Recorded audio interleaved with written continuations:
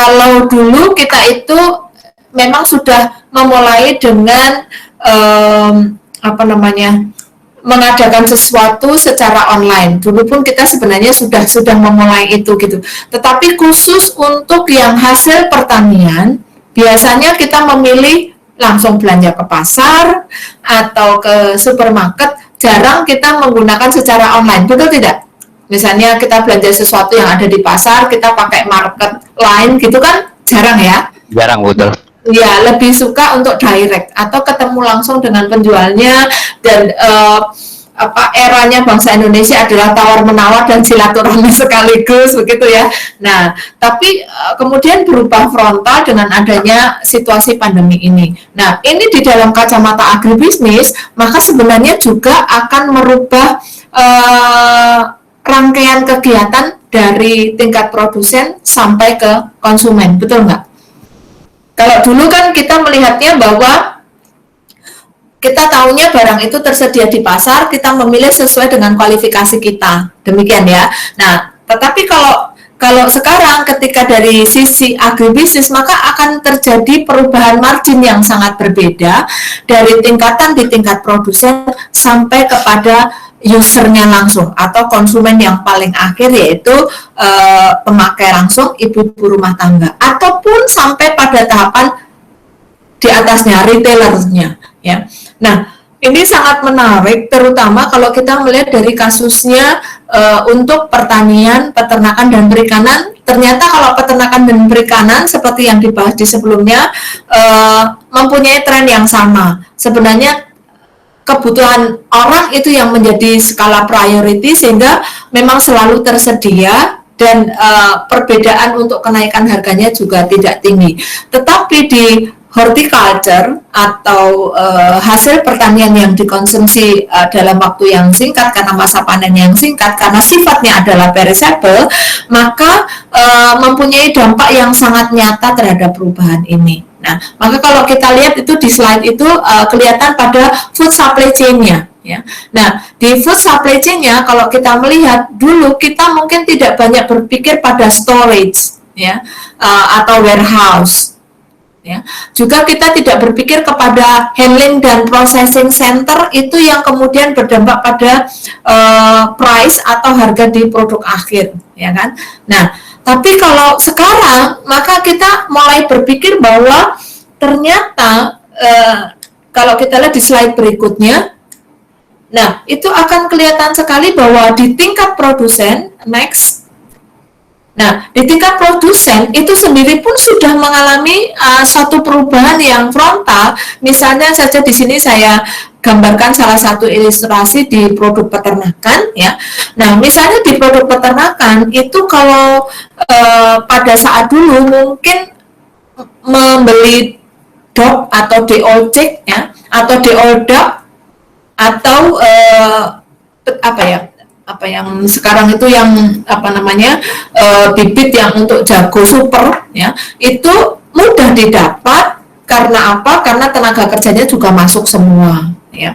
Atau walaupun toko-toko itu masuk dalam toko pangan, tapi toko-toko alat pertanian apakah diperbolehkan buka? Nah, kalau tidak, maka itu akan menimbulkan masalah tersendiri, sehingga ketika seseorang akan memproduksi bidang hasil peternakan, sebenarnya bukan masalah susahnya untuk produksinya, itu sebenarnya enggak, tapi lebih kepada menyiapkan alat-alat atau bahan yang digunakan untuk produksi itu.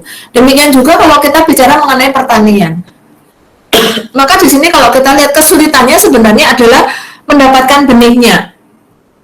Pernah suatu saat karena masa pandemi,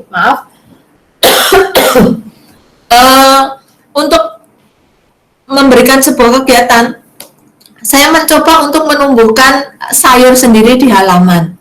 Nah, kalau dulu saya pergi ke toko, maka akan mudah mendapatkan bibitnya, ya. Tetapi sekarang setelah saya pergi ke toko, itu ternyata sampai di toko, ada nggak bibit ini? Nggak ada, Bu. Bibit ini habis, Bu. Pupuk ini nggak ada. Nah, artinya apa? memang bukan tersedia barangnya yang sudah segar, itu tidak, tetapi justru barang yang untuk produksi, misalnya seperti benih, seperti bubuk, pupuk, ataupun bahan penunjang yang lainnya, itu yang ternyata tidak tersedia. Ya, sehingga nanti akan mempengaruhi di dalam pola produksi itu baru di tingkat produsen, ya, baru di tingkat produsen.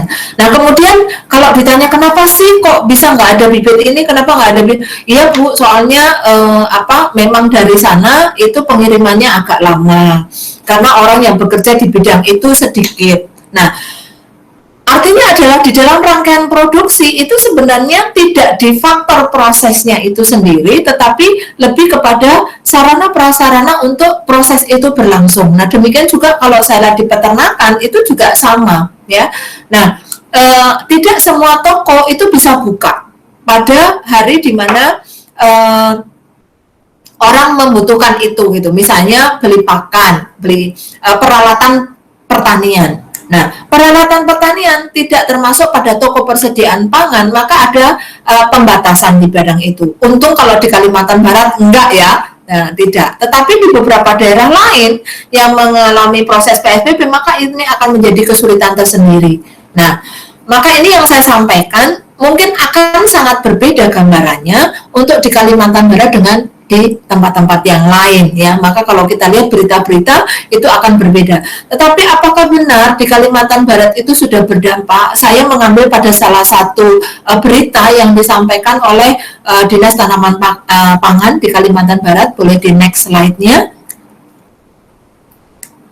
Ya, nah salah satu berita yang disampaikan oleh TPH Kalpar atau Dinas Pertanian dan Kesehatan Hewan Kalimantan Barat, di situ disampaikan melalui Tribun News, ya, pada saat itu mengatakan bahwa apakah benar sih situasi COVID itu berpengaruh di dunia pertanian yang berdampak pada agribisnisnya. Nah, ternyata apa yang saya sampaikan tadi itu ternyata juga benar. Jadi di sini kalau kita lihat beritanya adalah wabah COVID-19 berdampak luas terhadap berbagai sektor dan termasuk juga di situ dampaknya adalah di bidang pertanian. Di sini dikatakan bahwa sektor pertanian itu terutama yang mengalami adalah aktivitas usaha tani. Padahal kalau beberapa waktu yang lalu saya mendengar beberapa berita, mungkin Bapak Ibu juga sama, bahwa adanya COVID itu ternyata menguntungkan petani. Kenapa? Karena otomatis karena yang tersedia di lokal itu adalah produk-produk hasil pertanian oleh petani, maka itu yang kemudian tersedia di pasar dan itu terserap secara baik. Sehingga harganya itu yang biasanya kalau panen raya menjadi turun, ini relatif lebih stabil. Demikian kan ya. Nah, tetapi the fact di sini dikatakan di dalam salah satu berita yang saya sadur dari Tribun News itu mengatakan bahwa salah satu usaha tani, tanaman pangan, dan hortikultura biasanya akan tertunda karena mereka ada himbauan untuk sedikit keluar rumah. Dan itu saya rasa betul ya. Jadi misalnya, karena tidak diperbolehkan, satu jalan ini tertutup, maka orangnya harus muter untuk mencapai pasar. Itu yang pertama. Berarti di situ ada lama waktu yang harus melalui jalan di mana jalan itu bisa sampai kepada marketplace-nya, ya. Nah, atau karena social distancing atau physical distancing, maka sebenarnya hanya beberapa tenaga kerja yang boleh ada di dalamnya, ya. Nah, sehingga di sini mengurangi produktivitas. Nah, tentu ini akan menjadi satu kesulitan tersendiri, belum lagi nanti kalau misalnya transportasi. Nah, mungkin dampaknya kalau di Kalimantan Barat untuk transportasi di kotanya sendiri tidak tahu. Nah, nanti mungkin Bapak dan Ibu yang bisa memberikan informasi melalui presentasi sejauh mana sih di daerahnya masing-masing, ya. Nah, next. Nah, maka kalau kita lihat di sini dari contoh yang sederhana tadi bahwa untuk mengadakan itu sendiri akan menjadi kesulitan, maka kalau kita lihat di sini kemungkinan yang pertama adalah petani yang sebenarnya harusnya hari ini sudah harus panen, karena tidak ada tenaga kerja, maka dia akan mundur. Artinya apa? Bahwa kemungkinan petani itu akan kehilangan kesempatan untuk menjual hasil panennya, ya, secara sesaat, artinya delay, ya. Kalau delay berarti kan produktivitasnya turun, ya enggak? Nah, atau misalnya saja petani-petani yang sekarang ini sudah menjadi petani milenial, mereka bisa menggunakan, sekarang kan ada WhatsApp ya untuk pesan belanja ke rumah ya, diantar, atau menggunakan media-media interaktif yang lain. Nah, tetapi kita lihat berarti di situ akan ada cost, dan ternyata costnya cukup besar. Sementara kalau kita lihat nilai produk dari hasil pertanian kadang-kadang tidak sebanding nanti dengan nilai transport yang digunakan untuk sampai ke kita. Nah, akhirnya itu menjadi pilihan yang berikutnya kepada ibu-ibu rumah tangga yang biasanya memikirkan efisiensi yang cukup tinggi. Tetapi paling tidak dengan adanya suasana pandemi ini ada bisa diambil positifnya. Dulu kalau orang itu udahlah nanti ke pasar aja sekalian gitu kan. Nah, sekarang karena adanya physical distancing, kemudian menghindari keluar rumah kalau tidak penting, maka akhirnya yang punya sarana media online ya, itu atau berusaha untuk menyiapkan media online yang dia gunakan selama ini hanya untuk WhatsApp-an yang mungkin tidak produktif secara ekonomi, maka bisa menjadi produktif ya. Nah, maka kalau kita lihat sekarang penjualan secara online sudah, kalau dulu hanya sampai ke produk olahan pangan jadi, sekarang ini sudah sampai ke urusan dapur dan sebagainya, muncul di situ sebagai salah satu opsi ya, ya khususnya di daerah-daerah. Nah, maka SDM yang kita mendengar bahwa di tingkat petani dan tingkat UMKM biasanya SDM-nya gaptek ya. Nah, sekarang itu menjadi kebutuhan yang utama kalau dia mau mempercepat hasil panennya itu laku dijual ya. Nah, ini yang sebenarnya merombak mindset dari petani itu sendiri atau produk-produk UMKM yang menjual di bidang pertanian. Nah, ini yang maksud saya adalah bagaimana dengan di daerah? Apakah di daerah itu juga sama dengan yang ada di Kota Pontianak? Nah, ini mungkin nanti yang silakan nanti pada presenter itu disampaikan. Ini salah satu gambaran yang saya perlihatkan di dalam slide ya. Termasuk juga sebenarnya serapan teknologi. Jadi dulu kalau kita melihat di masyarakat yang kalau ke kampung-kampung begitu, nah ketika kita ditanya, Bu, sudah bisa bikin ini belum? Nggak tahu caranya, Bu. Gitu. Mereka akan sangat ketergantungan pada pendampingan oleh orang yang datang. Ya, orang yang datang ke situ memberitahu secara direct gitu ya. Jadi exercise-nya juga direct, tatap muka gitu. Nah, mereka lebih friendship dan lebih mudah menerima. Tetapi dengan kondisi ini akan merombak mindset mereka. Mereka tidak lagi menerima apa yang datang, tetapi mereka berusaha untuk mencari karena mereka tidak mau rugi juga. Jadi kalau dulu kan kita lihat di visualisasi di gambar itu, mau transfer teknologi saja kita mesti datang dengan mereka, ngobrol sosialisasi dengan mereka, begitu ya. Nah, dan seperti anak kecil, jadi banyak seperti kita lebih banyak menyuapin gitu ya. Nah, jadi konsep pemberdayaan itu sendiri pada saat itu belum balance. Karena kalau konsep pemberdayaan itu kan harusnya mereka perlu dan mereka menginginkan teknologi apa kita punya. Kalau ini oke, kita sama-sama menyelesaikan supaya teknologi itu bisa digunakan untuk menyelesaikan permasalahan di desa. Kalau sekarang enggak. Konsep agribisnis yang ada, kalau dulu mereka begitu punya produk itu kemudian orang yang perlu produk itu datang kepada mereka gitu. Nah, kalau sekarang mereka yang proaktif menyiapkan produknya dengan baik dari proses sampai kepada produk itu siap dijual, dan pilihan-pilihan produk mereka yang menentukan, dan mereka berusaha untuk seller sendiri, untuk menjual sendiri dengan kapasitas mereka, keterampilan mereka melalui media online yang mereka bisa. Mungkin mereka yang biasanya Facebook ya bisa melalui Facebook dulu, Instagram dulu, atau kelas yang di bawahnya ada WhatsApp. Dan sekarang media-media online itu sendiri juga menyediakan banyak fitur yang memudahkan mereka untuk melakukan proses penjualan produknya. Nah, tentu ini pola ini akan berubah atau akan mengubah margin pada supply chain, ya, food supply chain. Ya. Nah, maka pada kesempatan ini nanti akan kita lihat sampai sejauh mana, ya, sampai sejauh mana kondisi existing yang saat itu di Kalimantan Barat pada masa pandemi dan sekarang katanya sudah mau new normal, gitu ya.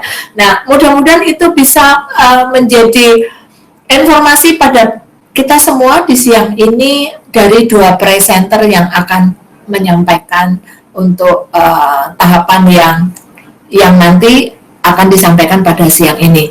Nah, next, apakah ini sudah slide terakhir? Ya, nah, oke. Nah, kalau kita lihat pada dampak yang dirasakan ya terhadap keuangan dan waktu, tentu saja tadi sudah saya sampaikan di awal bahwa secara keseluruhan produk hasil pertanian, perikanan, dan pangan itu punya umur simpan yang terbatas. Nah, tetapi dengan adanya transport yang harus tambah untuk sampai ke konsumen itu menjadi panjang, maka sebenarnya yang lebih harus dipersiapkan adalah bagaimana produsen itu menyiapkan storage, road storage ataupun box storage yang kalau itu akan dijual dengan term waktu yang lama, maka mutunya itu tidak berubah. Nah, itu yang mungkin harus perlu diperbaiki sistemnya, ya. Nah, itu yang kebijakan-kebijakan itu nanti akan muncul sesuai dengan kondisi yang ada, dan harapannya mudah-mudahan pemerintah touch untuk ini, ya, touch untuk ini, karena dengan pemerintah tahu bahwa apa yang dibutuhkan oleh petani pada saat ini, maka kesenjangan dan nilai yang saat ini kerugian di tangan petani ataupun ekonomi kita yang turun itu tidak terlalu jauh, ya. Nah, itu yang mungkin menjadi poin di siang ini yang bisa dibahas oleh presenter yang nanti akan tampil, ya. Saya rasa itu ya yang terakhir, ya, Ardi, slide-nya. Ya, nah, maka dipersilahkan untuk hari ini yang akan presentasi siapa? Hari ini yang akan presentasi siapa? Kelompok saya, Bu, Seno, Egi. Kelompok Seno, Egi, ya, terus? Herli, kemudian kelompok keduanya Bu Dewi, siapa deh kenalannya, Bu? Oke, berarti sekarang dipersilahkan untuk kelompok pertama dulu, ya? Ya, Egi. Oke, dipersilahkan.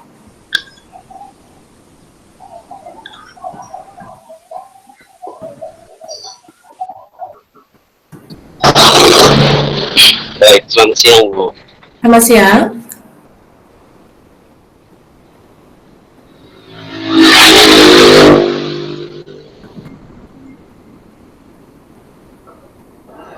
Oke, baik. Pertama-tama, kelompok kami ingin mengucapkan terima kasih kepada dosen pengampu DRGR Yohana SK Dewi MT selaku dosen pengampu mata kuliah kasus administrasi peternakan. Baik, di sini kelompok kami akan membahas tentang kasus administrasi perikanan dan peternakan pada masa pandemi COVID-19. Adapun kelompoknya yaitu saya sendiri Kosmas Egi, ada Pak Seno Hariwibowo dan Pak Serlina Dewi Putri. Untuk selanjutnya masuk ke COVID-19, di sini penyakit coronavirus adalah virus yang terinfeksi saluran pernapasan yang disebabkan oleh coronavirus yang baru muncul. Yang pertama dikenali muncul di Wuhan, Tiongkok pada bulan Desember 2019. Di sini coronavirus mengindikasikan bahwa virus ini berjenis Tata coronavirus yang terkait erat dengan virus SARS-1. Di sini meskipun sebagian besar orang yang terjangkit COVID-19 hanya mengalami penyakit yang ringan atau tanpa komplikasi sekitar 14%, memerlukan perawatan rumah sakit dan dukungan oksigen dan 5% perlu dimasukkan ke unit perawatan intensif 1. Di sini virus COVID-19 atau yang umum disebut virus corona di masyarakat kian hari semakin menjangkit perekonomian Indonesia. Dampak ekonomi akibat virus ini semula hanya mengerus sisi eksternal perekonomian Indonesia melalui kenaikan sejumlah komoditi impor dari Cina. Dan ini yang sudah kita jaga selama 5 tahun, lalu kemudian berulang tahun inflasi di atas 8 atau 9%, kita sudah bisa menjaga pada posisi 3% selama 5 tahun ini. Terus kemudian jangan sampai terganggu gara-gara hal seperti ini, kata Presiden Jokowi pun sempat menyinggung betapa pengaruh dari virus ini terhadap produk impor terhadap inflasi di Indonesia.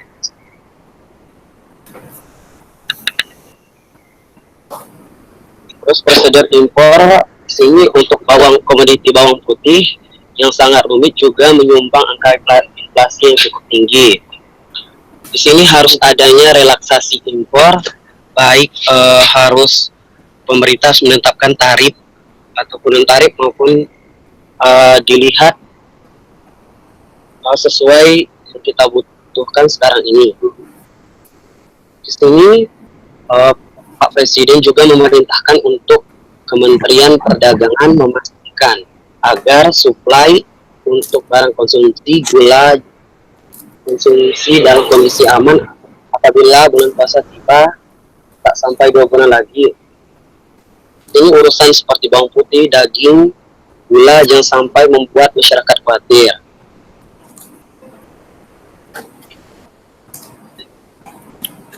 Per Februari 2020 di sini lonjakan inflasi belum terjadi. Badan Pusat Statistik BPS melaporkan laju inflasi sepanjang Februari 2020 bulan kemarin sebesar 0,28%, sedangkan laju inflasi mengalami penurunan dari posisi Januari 2020 yang sempat mencapai 0,39%. Adapun dampak COVID ada 4 di sini. Yang pertama, dampak dari pasar bursa pun meradang seiring laju indeks harga saham gabungan IHSG yang terkoleksi dalam. Yang kedua, di sini stabilitas perekonomian pun terkena dampak nilai tukar rupiah terus melemah tajam. Yang ketiga, pertumbuhan ekonomi pun diperkirakan akan melambat secara drastis, terkikis oleh penjalaran dampak virus ke berbagai sektor perekonomian Indonesia. Untuk yang keempat, akan melambat drastis, terkikis oleh penjalaran dampak virus ke berbagai sektor di perekonomian pandemi, memang akan menurunkan pertumbuhan ekonomi. Namun tanpa upaya sigap dari pemangku kebijakan untuk bisa menyelamatkan nyawa penduduk Indonesia, maka optimisme perekonomian tidak akan pernah datang. Suaranya tiba-tiba hilang ya?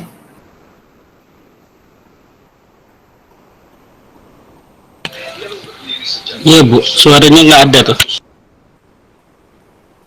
Mungkin jaringan Bu, karena di sini juga dia nggak apa. Oke, untuk di sini ada indeks melakukan analisis dampak ekonomi kembali bangkit setelah gelombang epidemi berlalu. Di sini mencegah penyebaran COVID dalam kelurahan desa yang banyak kasus positif ODP dan PDP. Tidaknya untuk 2 minggu ke depan, untuk kelurahan yang dikarantina berdasarkan batas jumlah positif per penduduk, densitas berdasarkan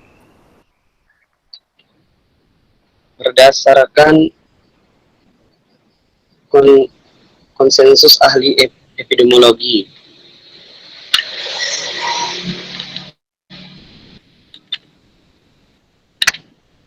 Di sini pemerintahan berencana akan melakukan realokasi anggaran KL sebesar 10 triliun. Jumlah realokasi anggaran tersebut masih terlampau kecil dibandingkan dengan kebutuhan penanganan COVID-19 secara nasional.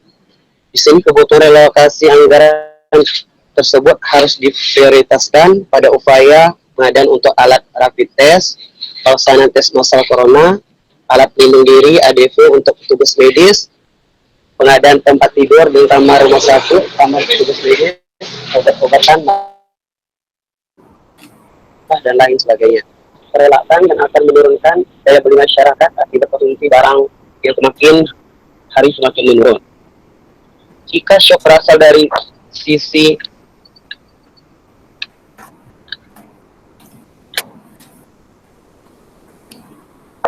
konsumsi, maka praktik social distancing membuat keleluasan untuk mengkonsumsi barang akan menurun. Suaranya hilang. Suaranya sama sekali nggak ada ya? Nanti dong saya mau lanjut makanya. Ya, atau dibantu yang lain? Yang grupnya? Izin lebat Bu. Oke Bu, coba saya bantu aja nih Bu. Iya. Coba dia langsung aja ke analisis gula aja tadi, mempersingkat aja nih analisis gula karena nanti kita kan akan bahas ke fokus yang tadi permasalahan Bu ya.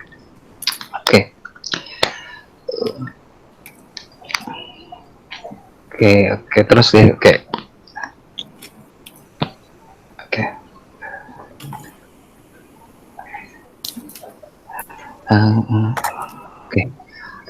Jadi berdasarkan data yang ada Bu, kalau kita melihat ini situasinya sebenarnya, ini saya hanya mempersingkat dengan mengambil ini Bu. Sedikit mengamati aja dari yang kondisi ada. Saya mengambil kondisi komoditi itu ya berfokus pada gula dan bawang putih itu sementara ini.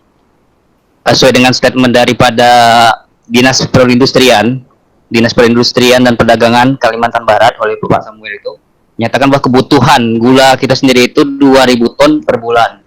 Sementara stok yang ada itu hanya mampu setengah 1.000 ton. Dan lebih banyak mengharapkan pasokannya sebenarnya dari impor.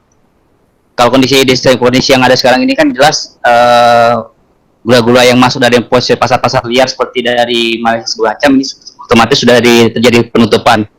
Sehingga harga-harga fluktuasi harga juga cukup memukau pada saat menjelang Ramadan kemarin sampai dengan Lebaran. Sementara pemerintah sudah menentukan head harga eceran tertinggi pada gula itu sekitar 12.500 dengan harapan dapat impor gula dari Cina dan negara lainnya. Hanya yang saya lihat adalah kondisi impor yang terjadi ini sekarang mengalami keterlambatan. Sehingga harga gula masih belum cukup stabil. Berdasarkan hasil juga data dari pengawasan dari Bank BI sendiri bahwa harga gula itu masih berfluktuasi pada harga kisaran 16.850. Masih jauh dari harga eceran tinggi yang ditentukan oleh pemerintah. Iya. Dan benar pemerintah baru akan mencapai harga itu diperkirakan pada bulan Juni dengan harapan juga selain impor masuk, harapan juga di perusahaan gula di Sulawesi itu juga dapat berproduksi secara normal. Karena sementara ini perusahaan gula di Sulawesi sendiri itu juga belum mampu menyetok kondisi stok daripada bangsa untuk Indonesia sendiri, karena dia sendiri untuk kebutuhan Sulawesi aja hanya mampu setengahnya yang mampu dipenuhi. Begitu juga dengan kondisi bawang dan usaha lainnya. Dari kondisi ini sebenarnya kalau saya melihat bahwa kembali lagi seperti itu Bu tadi itu saya sedikit menggambarkan bahwa sebenarnya langkah-langkah pemerintah dengan melakukan PSBB dengan maupun sosialisasi segala macam ini sebenarnya saya melihat ada pilihan yang ragu-ragu yang dilakukan oleh pemerintah. Karena ada dua pilihan sebenarnya yang harus dilakukan, yaitu apakah kita akan menyelamatkan rakyat Indonesia atau akan kita menyelamatkan ekonomi Indonesia. Itu yang jadi saya lihat dua pilihan yang sebenarnya pemerintah berada di tengah-tengah itu. Nah, sementara ini yang terjadi saya lihat adalah pemerintah masih meragu-ragu karena berada di tengah-tengah sehingga kondisinya masyarakat masih ragu dan tengah tindakan yang ada. Hingga kebijakan-kebijakan pemerintah ini akhirnya mengakibatkan masyarakat itu berada di posisi tengah-tengah yang mengakibatkan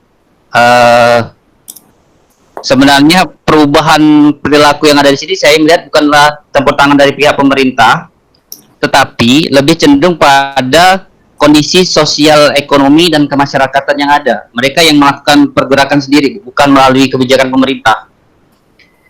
Makanya kalau saya lihat di Pontianak, justru lonjakan ekonomi itu meningkat ketika menjelang puasa. Pasar-pasar itu luar biasa, pasar-pasar itu sudah mulai luar biasa. Tidak ada yang sepi lagi. Saya lihat tidak ada lagi yang namanya masker, tidak ada namanya social distancing, bahkan PSBB yang dilakukan di kota yang malam hari itu juga saya lihat tidak ada. Tapi tidak berpengaruh, hal yang tidak berpengaruh nyata kepada apa ya, berpengaruh nyata pada angka-angka dari pertumbuhan daripada terpaparnya COVID itu sendiri. Ini kan ada pertanyaan-pertanyaan besar nih sebenarnya yang jadi timbul bagi kita semua nih. Kalau menurut saya segini, menindak kita tidak terlibat, saya mengkritisi sedikit dengan berita yang ada di koran tadi yang dari di Kepala Dinas Tanaman Pangan dan Hortikultura. Sebenarnya saya sedikit kurang setuju, Bu.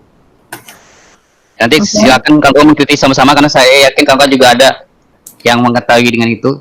Kenapa saya sedikit kurang setuju, Bu? Karena begini, ketika Pontianak ini diberlakukan PSBB segala macam, itu sebenarnya tidak terlalu berdampak pada perekonomian yang ada, karena masyarakat umumnya masih juga bergerak ini. Sementara selain kabupaten dan kota, saya melihat juga tingkat pertaniannya juga sebenarnya tidak terlalu berdampak tinggi. Hal ini kita lihat dari mana, Bu? Kita dapat lihat dari angka-angka bahwa data-data bahwa sampai hari ini berita tentang berapa banyaknya masyarakat kita yang terpapar COVID, ternyata di tingkat kabupaten itu tidak sebesar angka yang ada di Pontianak. Ini artinya adalah bahwa pelaku pertanian sebenarnya tidak terlalu berpengaruh untuk terjadinya terpaparnya COVID ini sendiri. Ini yang saya melihat kondisi ini. Makanya berdasarkan teori yang ada, saya memahami bahwa dari kondisi itu, saya memahami bahwa pengaruhnya perubahan rantai pasok itu menurut pendapat dari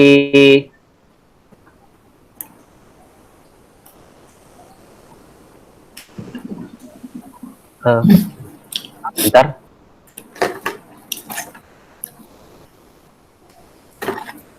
Ya, menurut dari pendapat dari Zubair tahun 96 itu, bahwa rantai pasok itu ada dua kelompok. Saya melihatnya ada memang dua kelompok. Yang pertama adalah rantai pasok produk pangan segar, seperti produk segar, kemudian rantai pasok produk pangan olahan.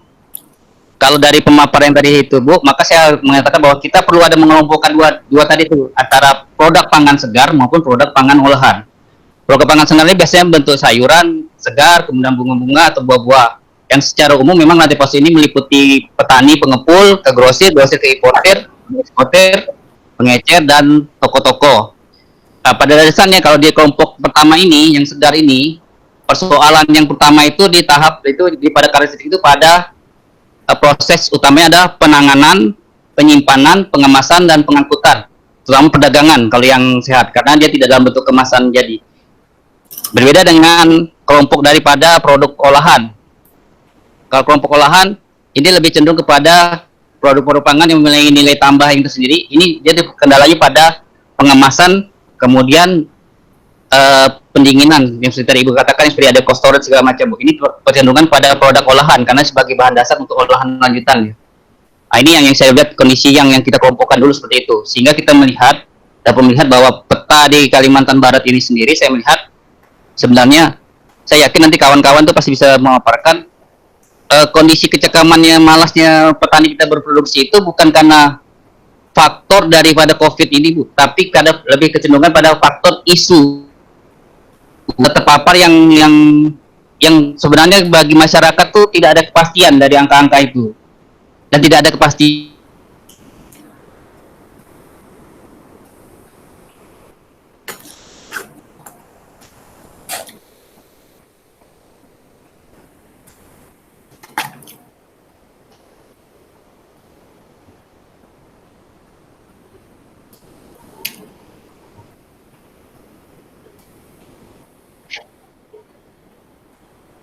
Halo, tes.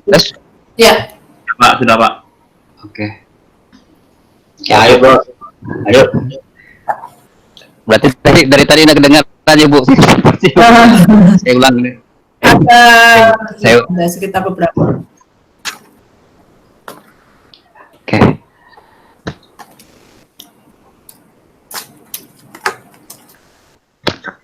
Oke, Bu. Dari permasalahan yang ini, Bu, dari tabel itu kita dapat melihat sebenarnya Saya sedikit mengambil dari beberapa data-data ya, yaitu data dari Deswarindak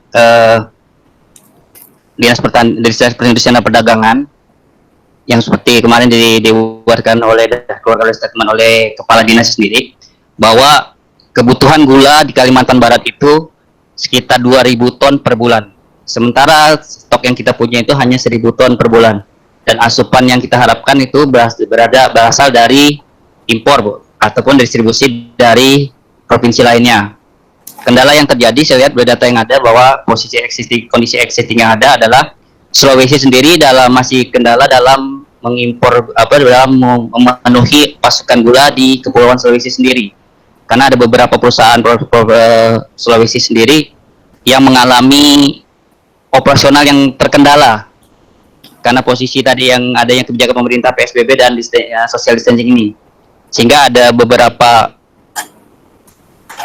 karyawan-karyawannya yang harus dirumahkan sementara, sehingga angka produksi mereka sendiri pun untuk produksi pun juga terhambat.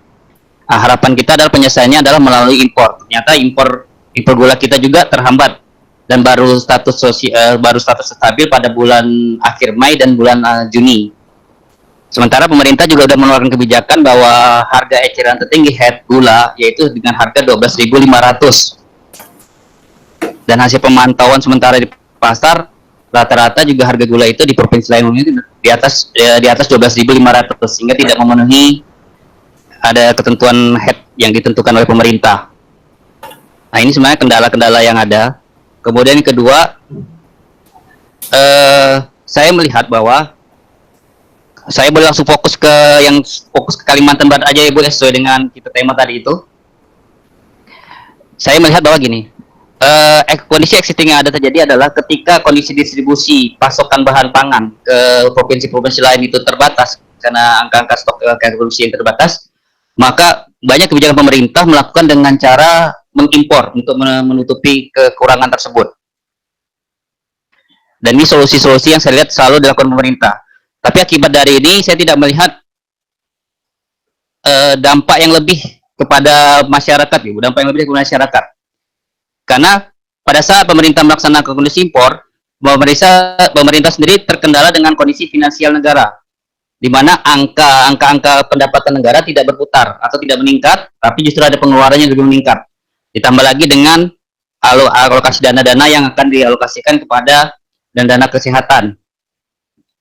Bukti-bukti ada, Bu. Bagaimana bukti-buktinya bahwa sampai hari ini memang anggaran pemerintah itu terjadi pemangkasan 50%, dan sampai hari ini juga putaran pendapatan negara baik itu dari sektor pajak itu tidak berjalan dengan baik. Dan ini sebenarnya ada dilema-dilema yang terjadi di antara pemerintah dengan masyarakat. Akhirnya sebenarnya arus yang berjalan adalah masyarakat bergerak sendiri. Saya lihat masyarakat umumnya bergerak sendiri sehingga mengabaikan yang namanya PSBB ataupun social distancing maupun physical distancing. Karena masyarakat lebih cenderung kepada survive dan social kultur. Social kultur artinya seperti tadi Ibu katakan, adanya proses transaksi langsung yang terjadi di sini. Saya beberapa kali mengamati, nanti mungkin Bang Aldo bisa juga bantu saya, Bu, kondisi pasar yang ada di Kota Pontianak. Ketika pemerintah mengeluarkan pengumuman bahwa rapid test yang dilakukan beberapa fokus pasar, misalnya Pasar Kemuning, Pasar Kemuning, Pasar Mawar, atau Pasar Praboyan, rapid test itu dilakukan, tetapi itu sebenarnya tidak terlalu berdampak ke masyarakat, karena masyarakat tidak cenderung berfokus kepada hanya pasar-pasar sentra terbesar seperti itu, tapi mereka justru malah lebih cenderung kepada pasar-pasar swadaya atau pasar-pasar swakelola yang ada di sekitaran kecamatan ataupun berada di sekitar desa. Dan cuman saya melihatnya ada sesuatu yang menarik saya lihat di sini, bahwa ketika angka-angka terpapar dengan kondisi terkena oleh masyarakat yang terkena dampak COVID itu sendiri, ternyata angka-angka itu tidak cenderung banyak ditimbulkan dari pasar.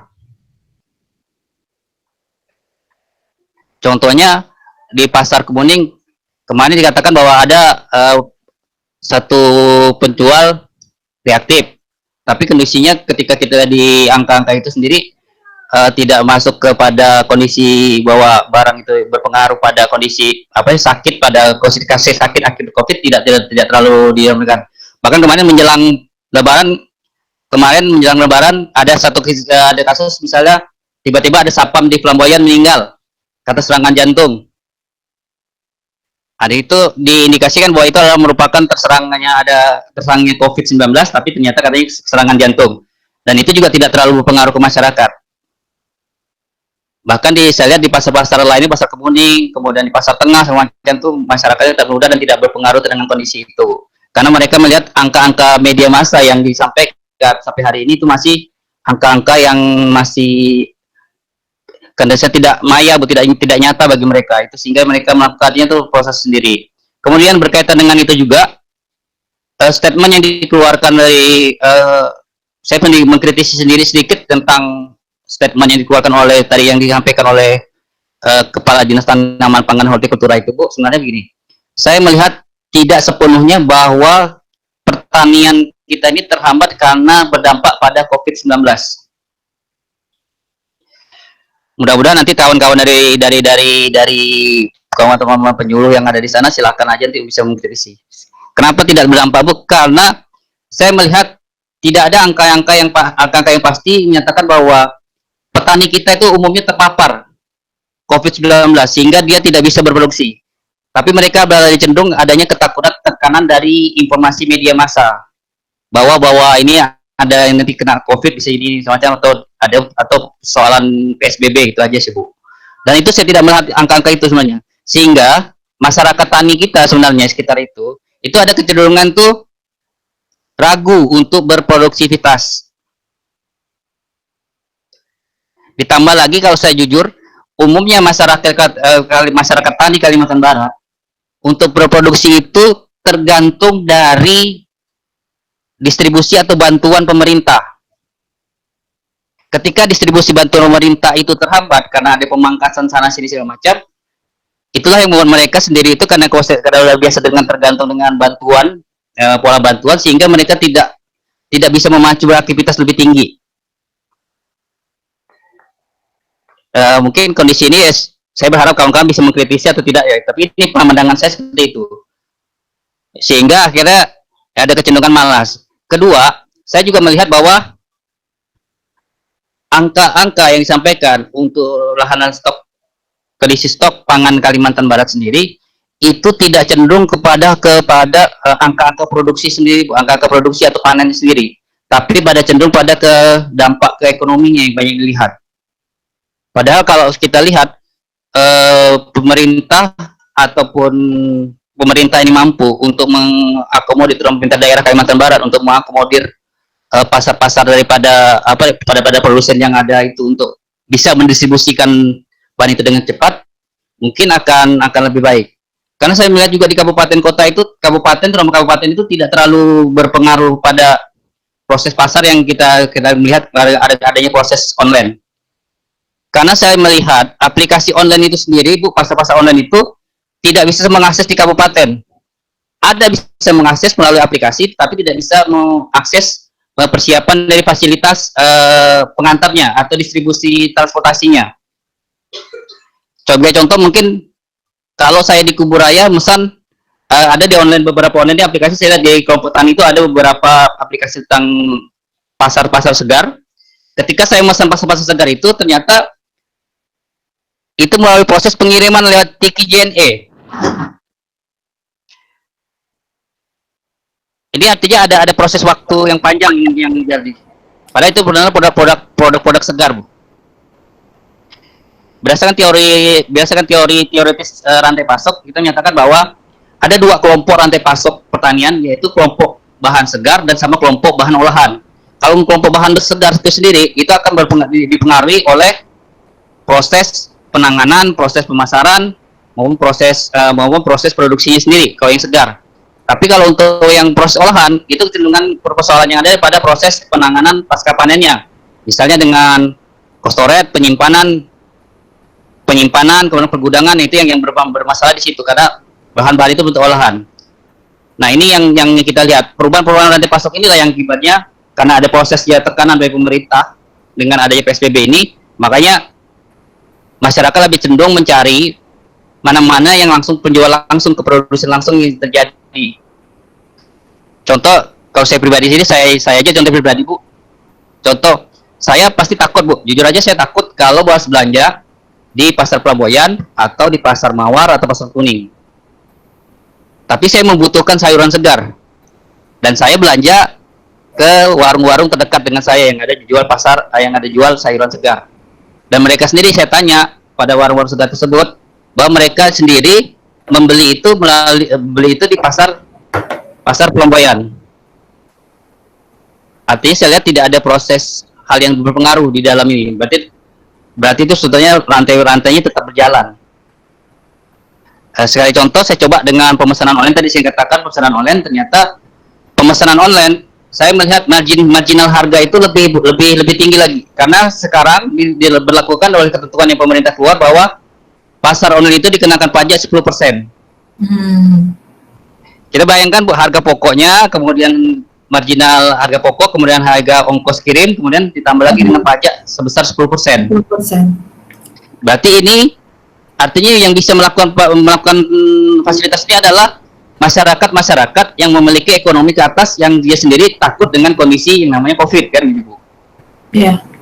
Tapi kalau masyarakat bawah sendiri, kalau dia memang ditekan oleh rasa takut COVID, tapi kondisi keuangan dengan margin harga yang dengan menggunakan aplikasi yang terlalu tinggi, itu tidak memungkinkan bagi mereka untuk melakukan transaksi aplikasi tersebut.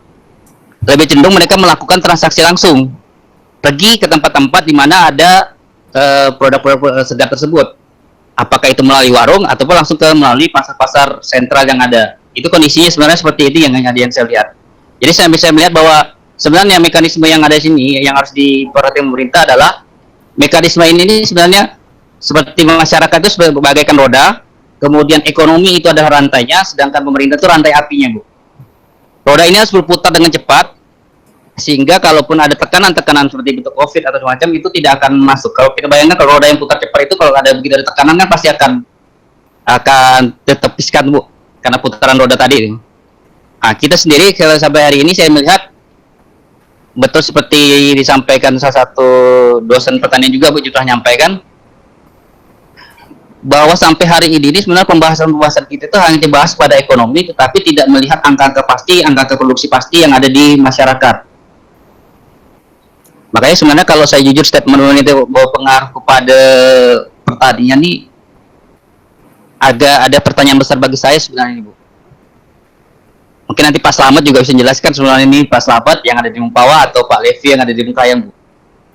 Karena sebenarnya saya lihat keterlambatan proses produksi pertanian itu bukan kepada akibat COVID Bu, tapi akibat anggaran yang terpangkas oleh pemerintah. Karena saya lihat memang ya kondisi keuangan negara juga pendapatan negara yang berkurang, akhirnya pemerintah mengeluarkan kebijakan beberapa poin yang tertentu yang dilakukan untuk pengambilan pajak, kan seperti pasar online sekarang diambil pajak 10%, cuma saya terkejut juga dengan pasar online itu dengan pajak 10%, dan undang-undang itu sudah berlaku juga per bulan Juni ini. Nah ini sebenarnya kondisi-kondisi yang saya melihat yang berpengaruh. Ditambah lagi kalau di Kalimantan Barat saya lihat aplikasi online, mohon maaf sebelumnya, aplikasi ini hanya berlaku di kota Pontianak. Tapi untuk di tingkat kabupaten, aplikasi ini tidak berlaku. Hanya bisa berlaku di aplikasi di HP, tetapi tidak bisa teraktualisasi atau terrealisasi di kehidupan sebenarnya. Karena akses fasilitasnya masih belum memadai. Sehingga saya lihat transaksi masyarakat lebih pangan itu cenderung sekarang rantainya adalah masyarakat tidak lagi mendistribusikan ke kota Pontianak, tapi masyarakat langsung untuk memenuhi kebutuhan-kebutuhan di kabupaten sekitarnya. Itu yang dilakukan masyarakat sekarang, tidak lagi langsung ini. Makanya harga saya lihat kecenderungan fluktuasi antara antara data harga yang ada ditampilkan di pemerintah sama dengan harga yang ada di lapangan tuh saya lihat agak kecenderungannya tidak sampai sama Bu. Itu yang saya pahami itu sementara ini karena berdasarkan pengamatan saya selama bulan puasa ini, sebagai contoh, ini mungkin bisa coba teman-teman bisa sama-sama. Saya bandingkan ini beberapa ini saya berjalan Bu, selama bulan Ramadan itu saya berjalan di pasar swadaya. Pasar Swadaya itu yang pertama saya yang pergi ke Pasar Swadaya dekat Sudarso. Kalau teman-teman biasa jalan itu Bu Dewi tahu tuh, di sebelum sampai Polda tuh ada Pasar Swadaya, Bu. Sebelum ke Sudarso tuh ada Swadaya. Kalau kita lihat tuh dekat benar dengan Sudarso nih, dekat benar dengan Sudarso yang penanganan COVID. Tapi Pasar Swadaya itu ramai, tetap ramai, dan kemarin berdasarkan rapid test tidak ada yang terkontaminasi sama sekali. Dan masyarakat juga ramai berbelanja di situ. Kemudian saya pernah uji lagi ke Pasar Kemuning. Pasar Kemuning rapid test keluar informasi bahwa terjadi beberapa pedagang reaktif.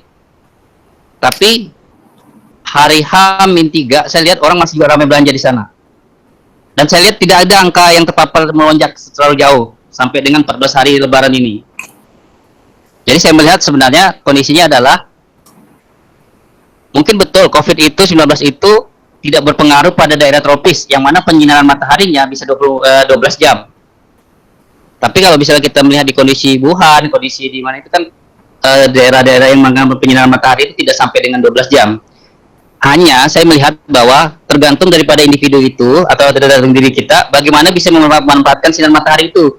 Kalau kita sendiri terkungkung dengan kondisi, misalnya terkungkung dengan kondisi bahwa akan adanya COVID itu berpengaruh kepada diri kita, tentu dia akan mudah, Bu, menyerang imun. Tapi kalau saya melihat bagaimana kita memanfaatkan matahari, artinya bagaimana kita bisa tetap beraktivitas di 12 jam itu, tetap beraktivitas, keluar keringat atau gimana, sehingga kita lebih sehat. Dan saya melihat memang umumnya masyarakat yang terpapar itu adalah masyarakat yang kurang memanfaatkan imunitas, Bu, atau kurang melakukan gerak. Karena hampir saya lihat masyarakat kita ini tidak ada yang langsung kena pasti gitu angkanya, terutama yang berada di pasar. Itu saya lihat itu, Bu. Artinya ada sesuatu yang sebenarnya bisa tetap kita lakukan. Artinya perekonomian kita ini di arus bawah ini tetap bisa berputar, tidak ada dipengaruhi oleh kebijakan apapun di atas gitu. Karena saya saat ini masih melihat beberapa hasil-hasil webinar yang ada, memang betul dikatakan bahwa potensi pasar untuk hortikultura bagus, pertanian, potensi pasar pangan, tanaman pangan ini juga bagus. Tetapi itu fokus pada ekspor. Sementara ke masyarakat kita untuk mengejar ke nilai ekspor itu agak susah. Masyarakat kita ini masih kecil, untuk produktivitasnya masih kecil. Harusnya hasil-hasil kita mangkat ini adalah di dunia pertanian ini ada kemampuan kita untuk memenuhi stok aja sih yang saya lihat nih. Kemampuan kita untuk memenuhi stok kebutuhan pokok kita aja, pangan pokok kita aja itu udah luar biasa, Bu, kalau misalnya kita mampu mengangkat masyarakat itu. Tapi kalau kita kepada posisi ekspor, saya yakin masyarakat kecil, masyarakat tani kita juga akan mampu ngejar sana, karena itu akan menentukan bagi elemen di atas, gitu, pedagang-pedagang tertentu di atas. Jadi yang saya lihat selain kondisi yang ada di Kalimantan Barat. Makanya saya melihat betul kata Ibu tadi, Kalimantan Barat ini kalau saya nengok antara ada dan tiada sebenarnya. Apakah COVID ini kondisi ekstremis ini berpengaruh pada COVID ini, antara ada dan tiada. Karena kalau misalnya masyarakat Kalimantan Barat sampai bahwa ekonominya jatuh anjlok, H-3 sampai H-7 sampai dengan hari H menjelang Lebaran tuh pasar tengah tuh luar biasa ramainya, Bu. Saya coba sempat sejalan juga di sana, saya melihat kondisinya waduh luar biasa ramainya. Kemudian pasar Kemuning, Flamboyan, pasar Mawar itu saya juga sempat saya kunjungi, lihat situasi yang ada, luar biasa memang. Dan sempat juga sih sebenarnya takut juga, Bu, saya terpikiran terpapar, tapi saya lihat ke orang lain sana itu pada sehat semua, mampu, segar-segar, alhamdulillah ya, sampai sekarang hari ini kita alhamdulillah masih segar. Dan saya melihat ini memang ada lebih berpengaruh, artinya yang sangat berpengaruh ini pada pasok makanan kita ini yang berpengaruh pada kebijakan sama informasi dari media massa sih, Bu, yang sebenarnya yang berpengaruh. Tapi kalau di tingkat pelaku usahanya langsung saya lihat tidak terlalu berpengaruh. Mungkin yang saya lihat sebenarnya yang perubahan pola rantai pasoknya adalah pola lingkaran-lingkaran kecil yang ada di masyarakat yang harusnya yang terjadi perubahan, bukan di atas, Bu. Ya bukan pola perubahan lingkaran-lingkaran di atas kalau saya lihat itu. Misalnya antara transaksi antara masyarakat langsung ke warung, masyarakat dengan pasar swasembada. Ini sebenarnya segmen-segmen yang saya lihat yang terjadi proses perubahan. Jadi tidak ke pasar-pasar besar yang semacam itu. Itu yang saya lihat. Nah, untuk di Kota Pontianak. Tapi kalau yang untuk di kabupaten kota mungkin mudah-mudahan teman-teman yang berada di kabupaten kota bisa melihat itulah. Mungkin yang itu Bu yang saya bisa sampaikan. Terima kasih. Assalamualaikum warahmatullahi wabarakatuh. Selamat siang. Selamat siang.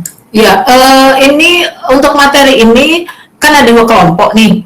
Jadi maksud saya biar 2 aja dulu semua presentasi, baru nanti di sesi ketiga diskusi gitu ya. Boleh Bu. Supaya apa namanya, kalau yang sama berarti kan nanti tidak perlu dibahas ulang. Baik Bu, berarti ini langsung lanjut ke kelompok Iya. selanjutnya ya? Iya. Baik, terima kasih. Assalamualaikum warahmatullahi wabarakatuh. Selamat sore. Kedengaran enggak? Kedengaran? Baik Bu, jadi saya akan melakukan presentasi selanjutnya dari kelompok kami, yaitu kelompok Bu Dwi, Pak Lepi, dan Pak Ripani tentang analisis kasus COVID-19 dan dampaknya terhadap harga dan daya saing komoditi pangan, baik itu pertanian, perikanan, dan peternakan di Indonesia. Jadi tadi kita juga sudah mendengar dari pemaparan dari kelompok Egi Baseno. Jadi kami juga akan melanjutkan, lanjutin sedua.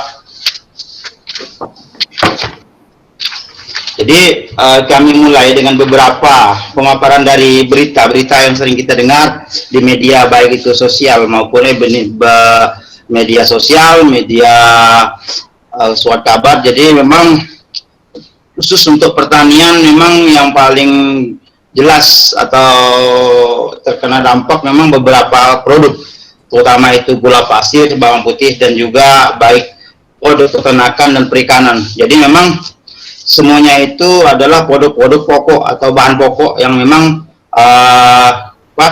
memang diperlukan untuk masyarakat saat ini. Lanjutin. Kita kami ambil garis besarnya ya Bu, biar kita cepat dan nanti bisa kita diskusi. Oke.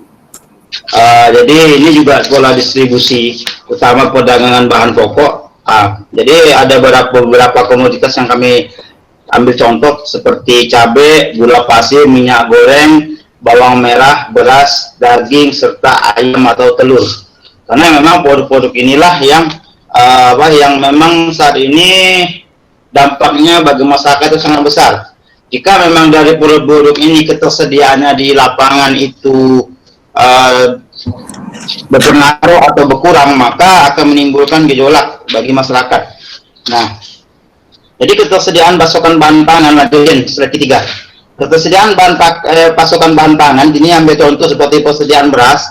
Kalau kita lihat di sini untuk stok nasional sendiri sebenarnya sampai saat ini cukup aman hingga 9 bulan ke depan. Tetapi ini kan emang data yang terdapat dari Forum Bulog. Begitu juga dengan bawang putih. Bawang putih ini juga dijelaskan bahwa terjadi realisasi yang impor pada tanggal 1 April sekitar 20 ton dan tambahan 44 ton. Jadi di samping itu kenapa ini impornya mudah, karena memang ada beberapa kebijakan tentang kemudahan dari impor. Begitu juga dengan pasokan bahan daging sapi, gula, daging, dan telur ayam ras. Hanya saja dari beberapa ini yang perlu kita pahami, ternyata ada satu kesamaan, yaitu ketersediaan pasokan ini sangat dipengaruhi oleh impor. Itu yang memang perlu digarisbawahi, bahwa memang ketersediaan atau adanya barang ini, stok ini di dalam negeri memang dipengaruhi oleh impor. Jadi jika negara pengimpor sendiri bermasalah, maka itu yang juga akan menyebabkan barang itu di dalam negeri akan bermasalah. Di situ letak persoalannya. Kalau negara yang tujuan kita impor itu tidak bermasalah, mungkin sampai hari ini ketersediaannya untuk dalam negeri bakal bisa dipenuhi, walaupun dengan adanya impor itu sebenarnya juga tidak baik atau kurang baik bagi perkembangan kita di dalam negeri, karena memang berarti kita ini sangat tergantung terhadap negara luar. Jadi kita sendiri memang secara mandiri di dalam negeri belum mampu untuk mempersiapkan atau menyediakan kebutuhan kita sendiri. Cuman memang mungkin itulah salah satu jalan yang harus ditempuh oleh negara atau pemerintah dalam situasi pandemi seperti ini, gitu. Karena memang dengan adanya pandemi COVID-19 ini banyak keterbatasan atau batasan-batasan yang harus dibuat. Gitu. Jadi mau tidak mau intinya kebijakan pemerintah bagaimana pasokan bahan pangan atau bahan pokok itu tersedia. Walaupun dengan jalan impor, ya aku tetap jalan impor, intinya tetap tersedia gitu kan. Itu yang jadi tujuan utama atau target utama pemerintah. Nah, di sini juga yang perlu kita lihat untuk pasokan cabai, minyak goreng dan tepung terigu untuk sampai bulan April atau bulan Mei kemarin memang masih dalam kondisi yang cukup normal. Kita lihat karena kita kemarin kan bulan Mei kan kita lebaran, memang ada peningkatan kebutuhan gitu, ada peningkatan kebutuhan di masyarakat karena memang sepertinya walaupun lebaran dalam kondisi Covid, sepertinya aktivitas belanja masyarakat terutama di wilayah kabupaten itu tidak terlalu berubah drastis, walaupun berkurang tapi tidak berubah drastis, sehingga lonjakan permintaan itu masih ada di bulan Mei kemarin terhadap bahan-bahan pokok. Walaupun kalau kita bandingkan dengan tahun-tahun sebelumnya ada perbedaan, tetapi lonjakan itu dibandingkan dengan bulan sebelumnya sama-sama di tahun 2020 ternyata ada lonjakan, itu masih ada lonjakan. Berarti di situ mengindikasikan aktivitas masyarakat itu masih berjalan, Bu, masih berjalan. Baik aktivitas masyarakat untuk ke pasar dan sebagainya. Itu yang memang terjadi di kita. Lanjutin, yang ambil singkat saja, Cin. Lanjut yang dampak. Nah, dampak COVID-19 terhadap harga dan pola distribusi bapok skala nasional. Maksudnya bahan pokok skala nasional ini, Bu Dwi yang meningkat nih, bapok nih. Jadi pertama, dampak adanya pemberlakuan PSBB.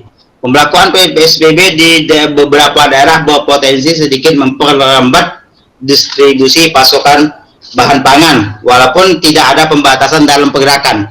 Jadi di sini yang menarik, pemberlakuan PSBB itu hanya menurut kami itu memperlambat, tetapi tidak menghentikan gitu. Lambat tetapi tidak berhenti, hanya pergerakannya sedikit mengalami perubahan, tapi tetap ada pergerakan itu, tetap ada karena memang hampir-hampir tidak berhenti sama sekali gitu, hanya memperlambat. Nah, ini yang kedua, perkembangan harga komoditas bahan pokok umum stabil dibanding bulan lalu. Nah, memang di beberapa bahan pokok mengalami kenaikan seperti gula pasir, cabai rawit merah, bawang merah. Namun juga ada yang mengalami penurunan seperti cabai merah keriting, cabai merah besar, bawang putih, dan daging ayam ras. Nah, di situ kan memang gula pasir kita lihat dari bulan Februari juga udah mengalami kenaikan, Bu, dari bulan Februari gula pasir. Sedangkan daging ayam ras memang mengalami secara nasional mungkin mengalami penurunan. Tapi kalau saya bandingkan dengan wilayah saya sendiri di Bengkayang, ternyata sampai hari ini harga daging itu daging ayam cukup tinggi. Sampai hari ini masih bertahan di 35.000 per kilo. Kalau di wilayah Bengkayang atau wilayah kami di pesisir ini. Ketiga, kondisi di pasar rakyat. Terjadi penurunan aktivitas jual beli di beberapa pasar rakyat dibandingkan kondisi normal. Memang kalau di beberapa pasar yang memang dalam pantauan COVID, wilayah pantauan COVID atau jalur-jalur merah atau jalur kuning COVID, memang jelas-jelas aktivitas masyarakat itu sangat berkurang. Baik aktivitas dari penjual dan pembeli itu sangat berkurang di wilayah-wilayah yang memang zona merah. Tapi untuk di wilayah-wilayah yang emang dalam kondisi zona hijau ataupun sebagian besar di Indonesia, aktivitas ini bukan dipengaruhi dari COVID-nya, tetapi bagi kami aktivitas dipengaruhi dari pendapatan masyarakat itu sendiri, Bu. Sehingga itu yang menyebabkan mereka agak mengurangi aktivitas ke masyarakat, bukan karena mereka takut ada COVID di situ. Tetapi untuk wilayah-wilayah seperti mungkin kayak di Jakarta, di Jawa, ataupun di kota besar kayak kita di Pontianak. Tapi kalau berdasarkan pemaparan dari Bang Seno, sebetulnya di Pontianak sendiri pun hanya dalam beberapa minggu saja yang benar-benar orang membatasi aktivitas ke pasar. Setelah itu ya hilang lagi, udah normal lagi. Sebelum ada new normal sebenarnya masyarakat udah normal kok. Jadi pemerintah agak terlambat sedikit buat new normal tuh, karena masyarakat udah normal sendiri ya. Keempat, kondisi di retail modern. Sempat terjadi peningkatan aktivitas jual beli sekitar 20-30% di retail modern akibat peralihan aktivitas perdagangan dari pasar rakyat. Untuk masalah ini, saya sepakat dengan Bang Seno tadi. Ini kalau kita masalah online, retail modern dan sebagainya, emang hanya berlaku di kota besar, Bu. Karena di masyarakat kita itu sepertinya tidak berlaku. Di tempat saya sini, orang jual online kebanyakan hanya jual kue ya. Tapi untuk bahan pokok tak ada yang online. Masih orang datang ke pasar ataupun juga ada pertemuan antara penjual dan pembeli. Kalau jualan kue, mau lebaran kemarin memang banyak yang online sih. Nah, itu untuk online. Jadi memang peningkatan aktivitas itu ada. Karena memang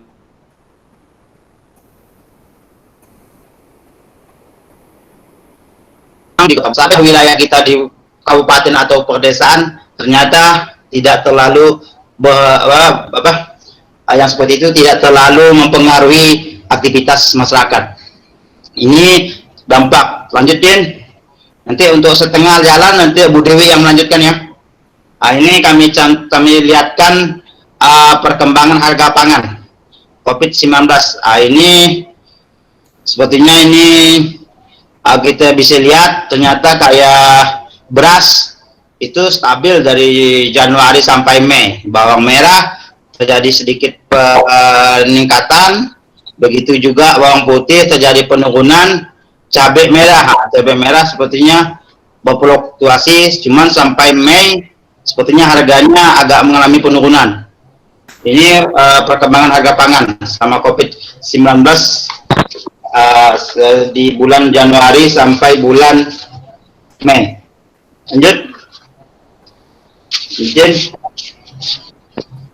Lanjutin. Biar nanti Pak Ripani masih ada waktu nak ngomongin. Ini yang menarik ikan. Balik berita tadi itu sebelumnya. Ini ternyata ada pengaruh penurunan harga ikan COVID nih. COVID berpengaruh terhadap harga ikan. Ternyata ada penurunan harga, bahkan anjlok hingga 50%. Ini berita dan memang bisa kita lihat di pasar. Bisa jadi kami juga belum kita nanti bisa sama-sama melakukan analisis kenapa sampai terjadi penurunan harga ikan yang seperti ini. Bisa jadi karena memang penurunan harga ikan disebabkan karena daya belinya masyarakat yang kurang, ataupun juga disebabkan karena ketersediaan ikan kurang. Tapi kalau ikan tersediaannya kurang, orang belinya banyak, harusnya harganya tinggi. Tapi ini kayaknya berhubungan dengan pendapatan masyarakat yang menurun. Lanjut. Nah, ini juga ada tabel tentang perkembangan harga ikan. Kita bisa lihat tongkol mengalami sedikit peningkatan di akhir Juni. Ya, mungkin itu karena faktor karena kemarin kita mau lebaran. Sedangkan bawal kakap putih akhirnya awalnya turun. Kalau bawal ini masih turun sampai Juni ini. Nah, sedangkan lele stabil, kakap putih juga kayaknya ada peningkatan. Lanjut.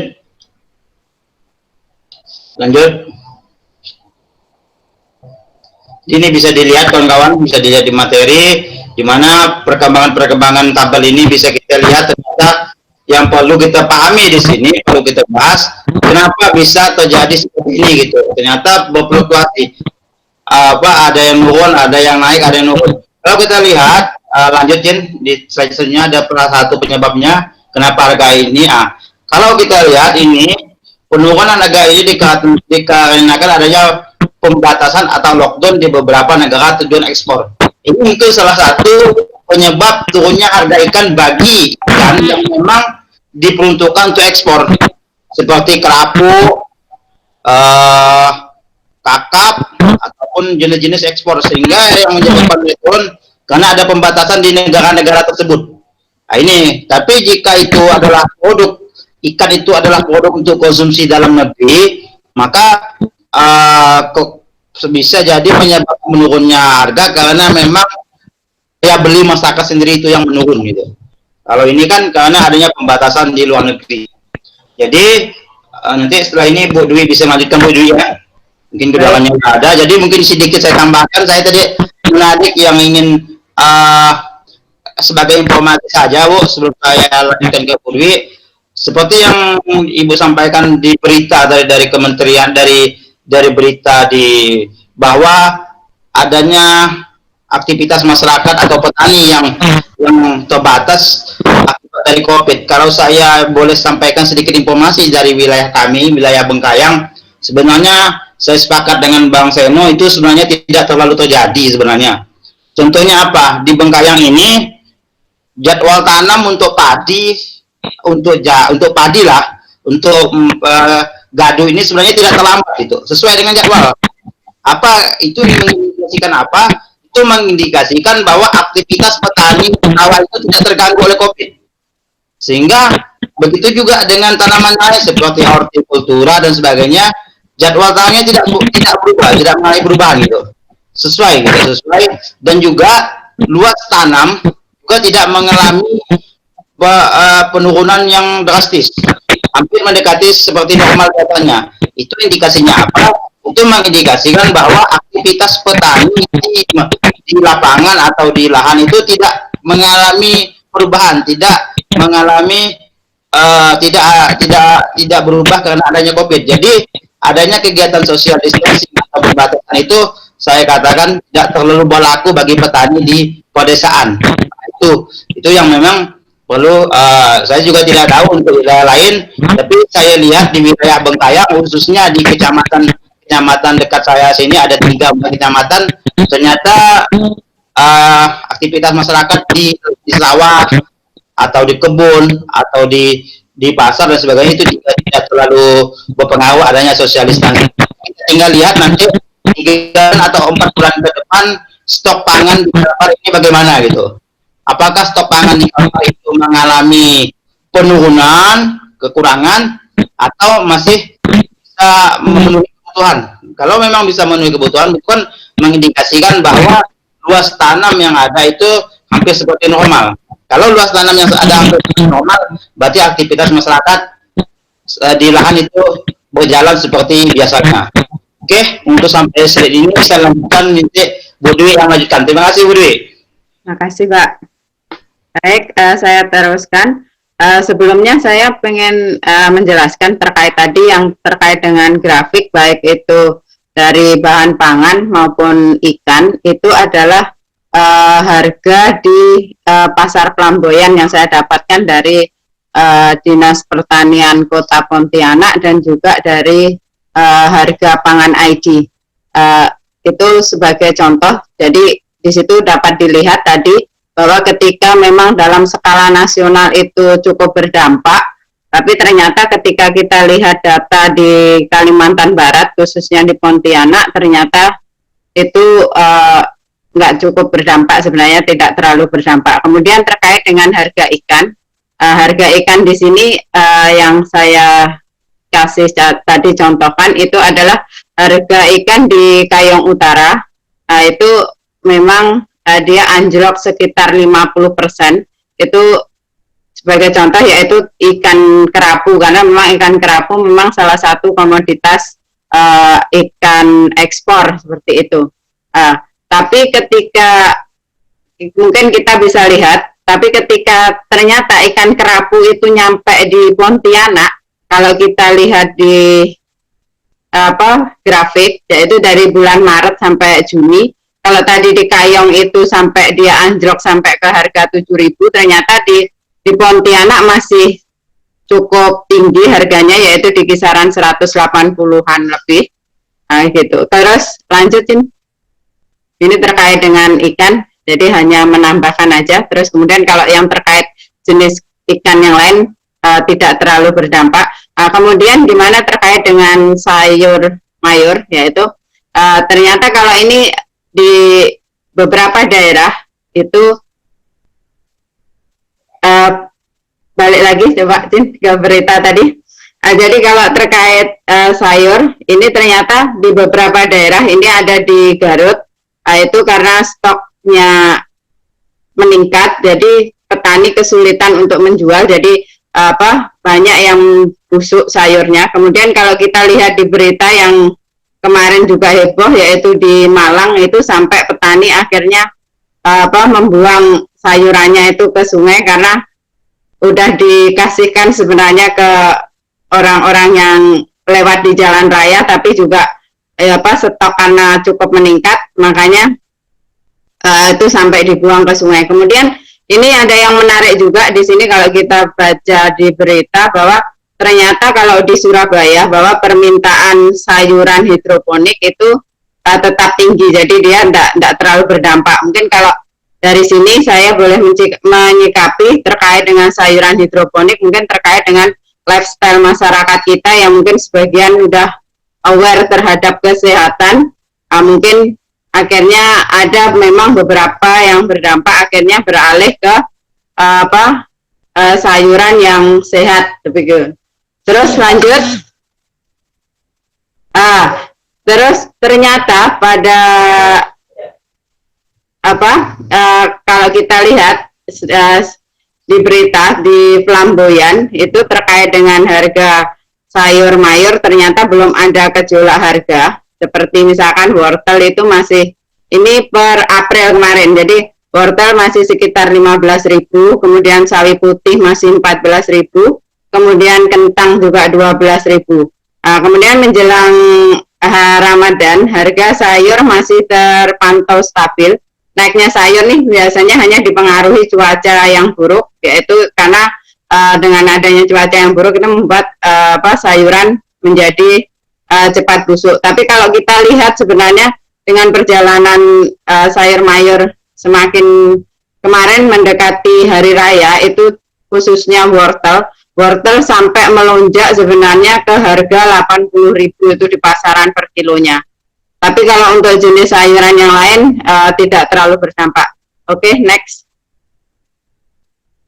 Nah, kalau dengan adanya kejadian yang seperti tadi itu, kalau dari kami menyikapi bahwa kalau kita hubungkan dengan teori, yaitu bahwa ini ada hubungannya dengan hukum permintaan, bahwa ketika harga suatu barang atau jasa itu mengalami penurunan, maka jumlah permintaan barang jasa tersebut akan naik, dan sebaliknya jika harga barang jasa meningkat, maka jumlah barang jasa yang diminta juga akan berkurang. Hukum permintaan itu juga berpengaruh terhadap jumlah atau barang jasa yang diminta, seperti itu. Next, saya percepat aja, mungkin nanti di diskusi yang lebih panjang. Selain itu juga berkaitan dengan perilaku konsumen. Jadi di sini perilaku konsumen itu dapat berbeda-beda karena adanya berbagai hal yang mempengaruhi, baik pengaruh dari dalam konsumen itu sendiri maupun dari pengaruh dari luar. Ini kalau faktor internal sebenarnya untuk perilaku konsumen itu ada 5, yaitu ada motivasi, kemudian ekonomi, sikap, kemudian persepsi dan integrasi. Selain itu juga adanya perilaku panic buying.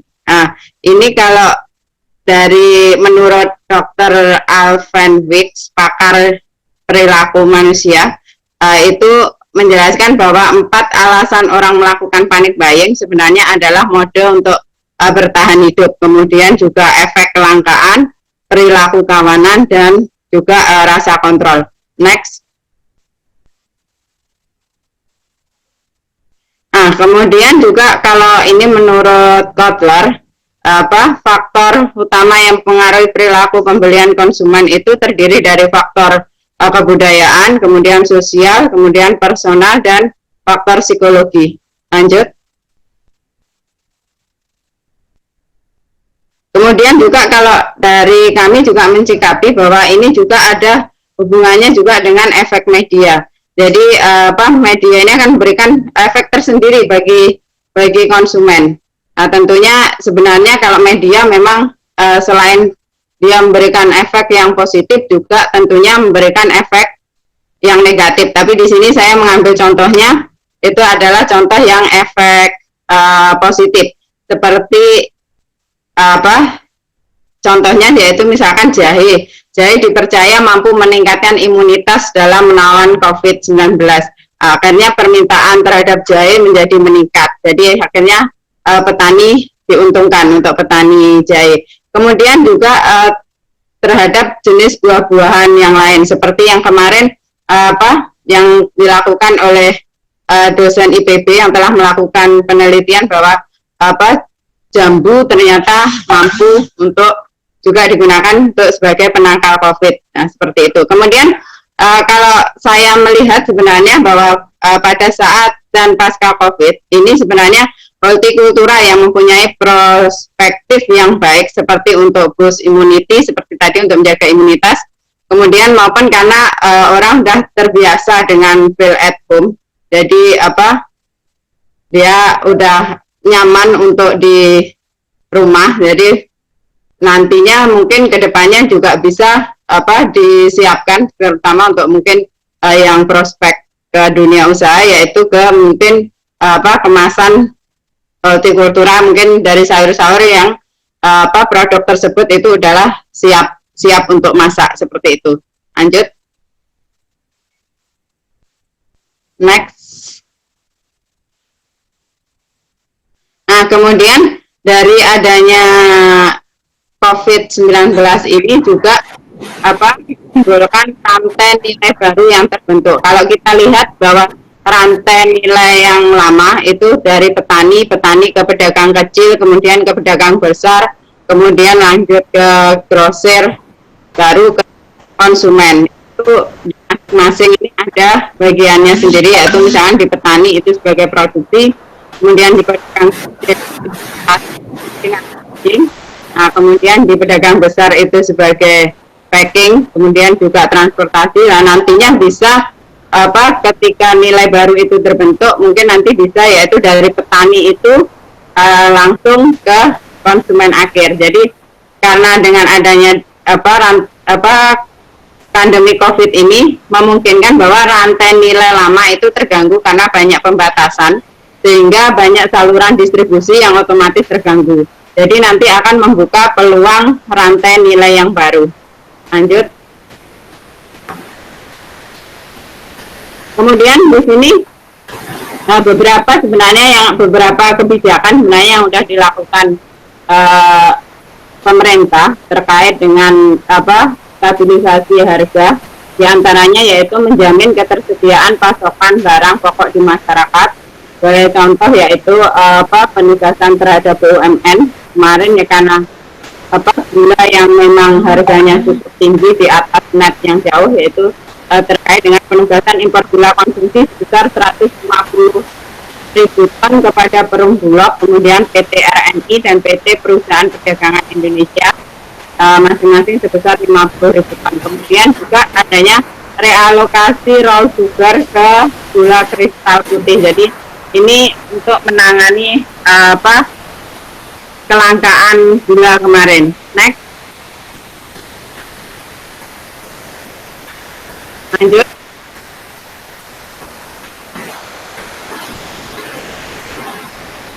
Nah, kemudian singkat ininya ya karena sudah terlalu panjang itu. Baik. Iya. Sekarang distribusi barang pokok ke masyarakat. Lanjut, mungkin surat edarannya nanti bisa dibaca. Kemudian juga melakukan deregulasi kebijakan terkait dengan pangan. Next, nanti regulasinya. Sekian, terima kasih. Mungkin Pak Rifani atau ini ada tambahan, kami persilakan.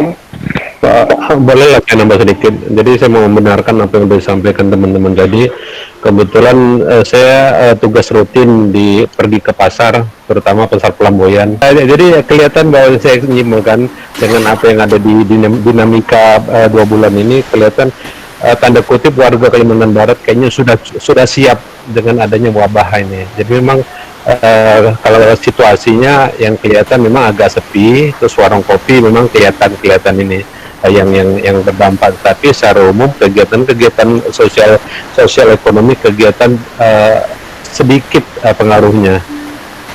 termasuk juga untuk harga barang-barang pokok. Jadi yang kita ketahui tadi dari paparan sebelumnya memang ada penurunan di ayam sama di ikan, itu mungkin bisa jadi karena memang ya satu dan lain termasuk karena tujuan ekspor tadi menutup, tapi bukan karena sinyalemen selama ini ada penurunan daya beli masyarakat.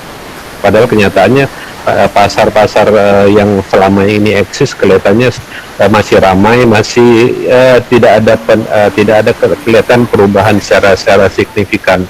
Itu yang saya lihat. Kemudian saya mau sampaikan, jadi dari berbagai macam kegiatan formal, pertemuan formal, diskusi dan lain-lain, jadi disimpulkan bahwa untuk wabah pandemi ini jadi ada perubahan pola. Jadi perubahan pola yang selama ini pola belanja itu masih mengandalkan offline, tetapi dengan adanya wabah pandemi ini saya pikir ini hanya penegasan dari apa yang disampaikan oleh Profesor Bernard Casali tentang adanya disrupsi, bahwa memang ada perubahan secara masif dari pola transaksi orang yang tradisional offline kepada yang sifatnya online. Jadi saya ada lihat data di sini, ini bersumber dari Power Commerce Asia tahun 2020 dalam bisnis Indonesia edisi 26 Maret 2020. Jadi untuk yang berbasis ke e-commerce ini untuk secara nasional ini ada pertumbuhan 345%. DKI Jakarta sendiri yang memang menjadi tujuan utama ataupun menjadi kiblatnya untuk segala macam industri perdagangan ini pertumbuhannya 353%.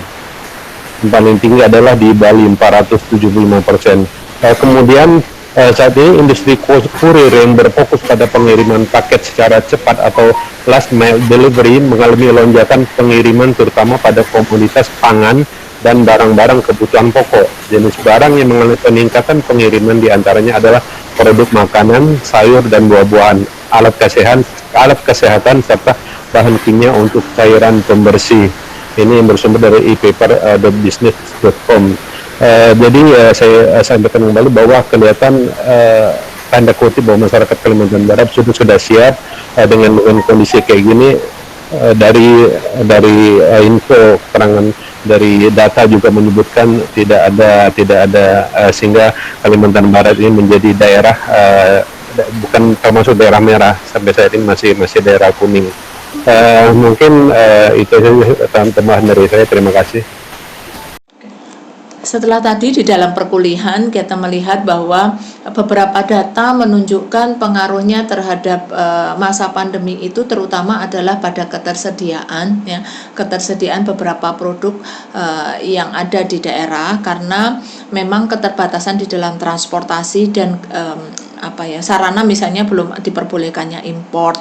Nah, tetapi kalau misalnya dari kondisi sosial masyarakat, kalau sepintas kita lihat saja ya, ini kondisi terakhir Kota Pontianak, maka aktivitas sosial dari masyarakat itu sudah terlihat secara baik, dan kalau kita melihat juga mereka mematuhi aturan menggunakan masker, tetapi kalau aktivitas secara sosial itu jalan raya juga sudah mulai ramai. Nah, tentu saja aktivitas ini harapan kita adalah tetap pada kondisi yang ikut di dalam aturan yang ditetapkan oleh pemerintah. Nah, kalau kita melihat secara langsung bagaimana aktivitas kegiatan ekonomi di pasar yang khususnya adalah dampaknya dari COVID ini, apakah ada terhadap hasil peternakan, hasil perikanan dan hasil pangan lainnya, nanti akan kita lihat. Kita masuk ke dalam pasar ya, nanti bagaimana masyarakat menyikapi itu dan apakah demand dari masyarakat itu sendiri itu menjadi berkurang.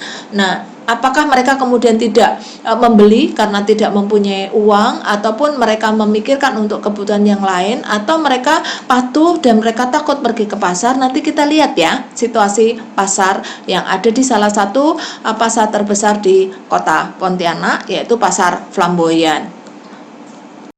Nah, setelah kita melihat dari beberapa kondisi existing yang disampaikan oleh mahasiswa, tentunya secara akademik mereka mungkin berpendapat secara lain dengan kebijakan yang dilakukan oleh pemerintah. Artinya bukan lain sih, tetapi sedikit ada perbedaan menurut versi dan kondisi existing yang mereka lihat di tingkat masyarakat.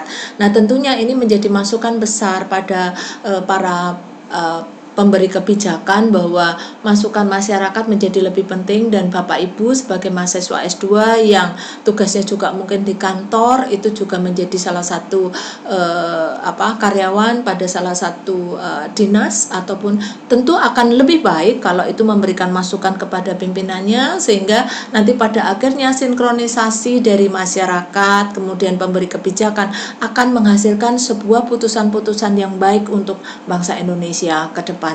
Dan mudah-mudahan kuliah ini menjadi pencerahan kita semua, dan jumpa lagi pada edisi kuliah yang akan datang. Jangan lupa setelah Bapak Ibu semua, adik-adik mahasiswa semua menyaksikan video ini, like dan subscribe dan berikan komen, sehingga kami akan bisa mengevaluasi dari video-video yang sudah kita tayangkan dan menjadi perbaikan kita pada video-video yang akan datang. Thank you for watching.